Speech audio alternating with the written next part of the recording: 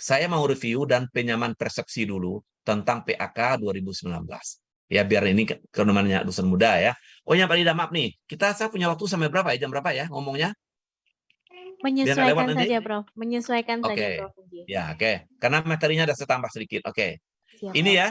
Jadi Bapak Ibu sekalian, tolong nanti dibaca aturan ini. Lebih detailnya. Apa yang saya sampaikan itu hanya semua berasal dari ini. Kalaupun ada yang salah-salah nanti itu salah ketik saja. Intinya mengacu ke sini ya. Kemudian, nah kita masuk ke sini sekarang.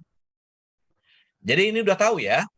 Kalau Anda dosen pemula, berarti sudah master. Anda tuh sudah punya KUM 150 sebetulnya. Sebetulnya ini sudah cukup untuk asisten ahli. Tetapi ini baru unsur A.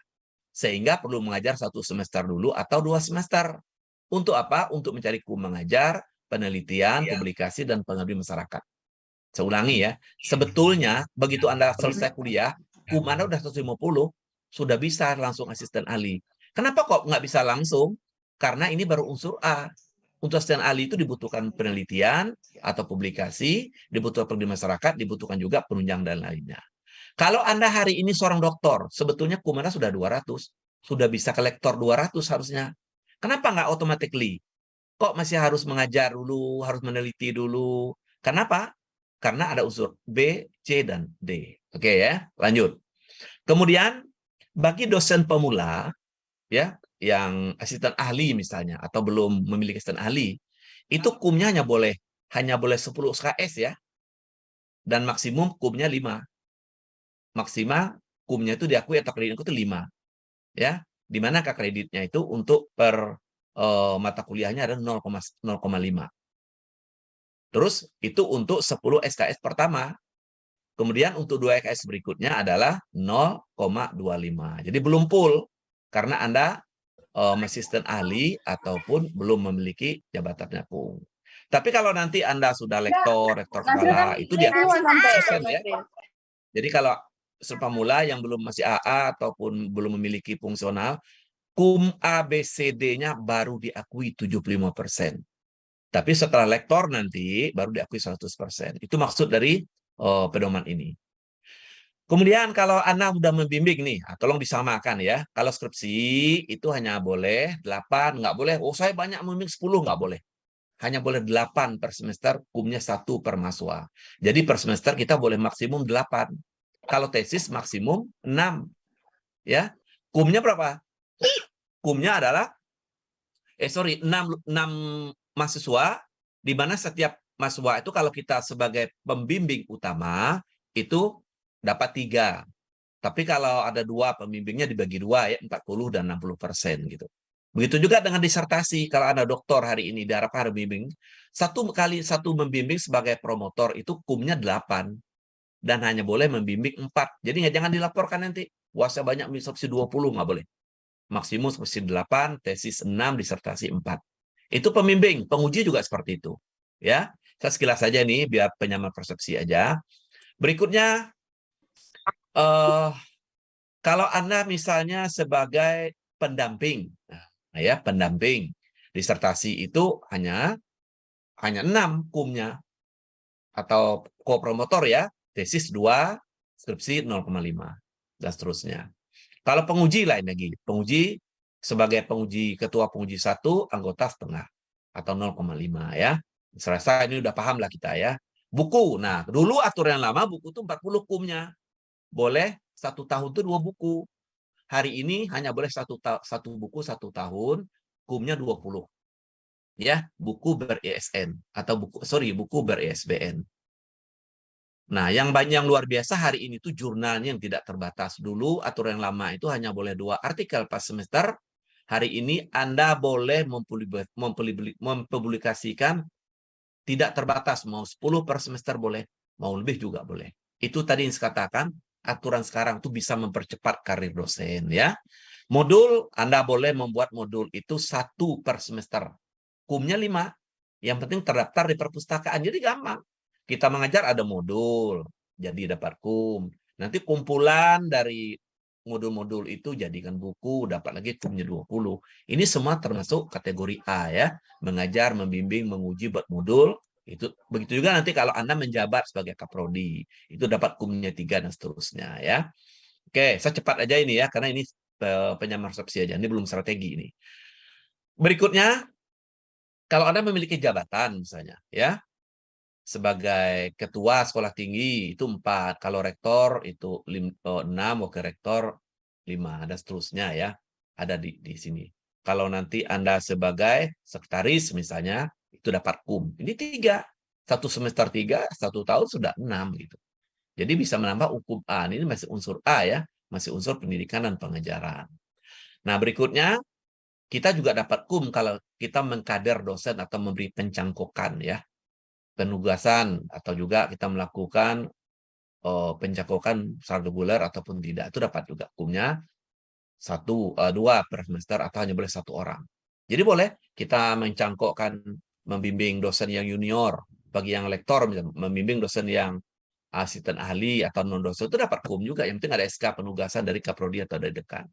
Oke ya, ini juga pelatihan nanti. Lanjut, nah ini contoh dari PAK ya, ini contoh dari apa namanya duknya ya, dari duk ini tadi. Nah ini contoh dari duk ada sini. Nah terus saya lanjut sekarang ya ke persentase dari unsur A. Ini tolong diperhatikan baik-baik. Ini kadang-kadang yang kawan-kawan itu sering terlupakan salah menghitungnya. Kalau atur yang lama sebelum PAK 2019, itu unsur ABC itu sama aja 25%, 25%. Hari ini bertingkat. Untuk asisten ahli ya, pelaksanaan pendidikan itu 55%. Penelitiannya 25%, minimum nih. Minimum 25% boleh lebih. A-nya minimum 55% boleh lebih. Jadi kalau asisten ahli itu diharapkan banyak mengajar dulu. Ya kan? Penelitiannya cukup 25%. Atau pengabdian masyarakat paling banyak 10%. Maksimal 10% kan? Penunjang juga, misalnya penunjang itu ada di panitia, mengikuti seminar. Nah, itu maksimum 10%. Tapi kalau penelitian minimum ini 25%. Lebih boleh.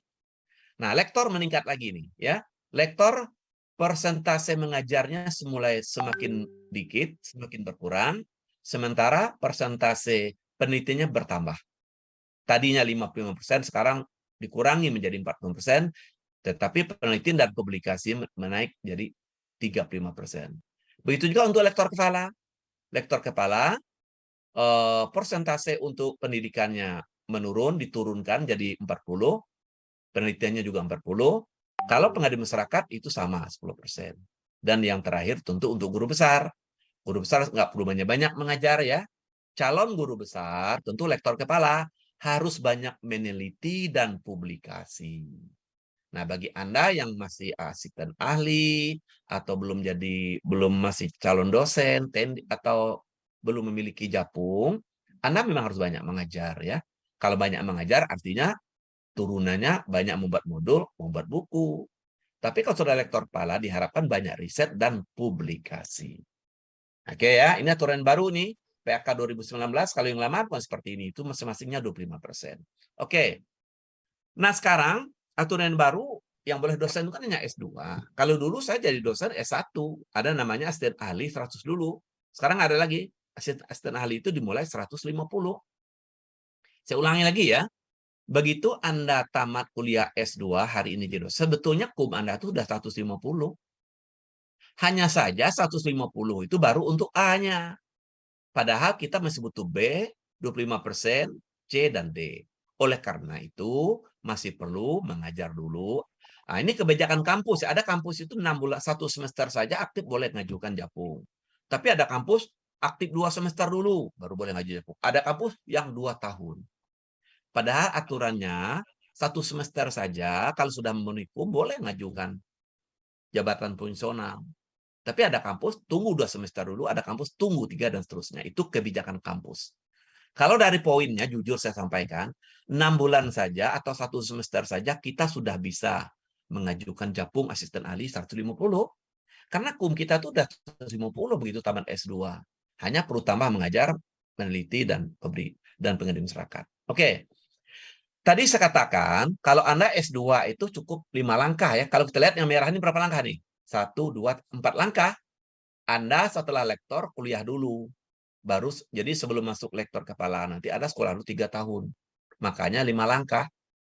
Tapi kalau hari ini Anda seorang dokter, Anda langsung saja ke lektor bisa langsung ke lektor 200 atau 300. Berarti langkah Anda 3 kali aja. Katakanlah Anda langsung lektor 300. Langkah pertamanya langsung 5,5, langkah keduanya 8,5. 2 tahun, 2 tahun, 2 tahun, ya 6 tahun jadi. Sebetulnya 300 untuk dapat kum 300 ini atau 100 itu 1 tahun 2 semester selesai. Untuk dapat kum 100 lagi atau 150 ya untuk ke 5,5 ini 2 tahun selesai. Atau 4 semester. Terus dari 5,5 mau ke 8,5 guru besar, kita butuh kum lagi 300. 300 ini bisa dalam waktu 2 tahun atau 4 semester. Jadi yang merah ke merah itu nggak loncat namanya. Kalau dulu aturan lama loncat. Saya tidak pernah loncat jabatannya. Saya dulu 100, 150, 200, 300 begitu. Saran saya nggak begitu dengan Anda. Bagi S2 150 langsung ke 300. Setelah itu S3 dulu langsung ke 5,5. Jadi yang merahnya aja ikutin. Yang hitamnya nggak usah.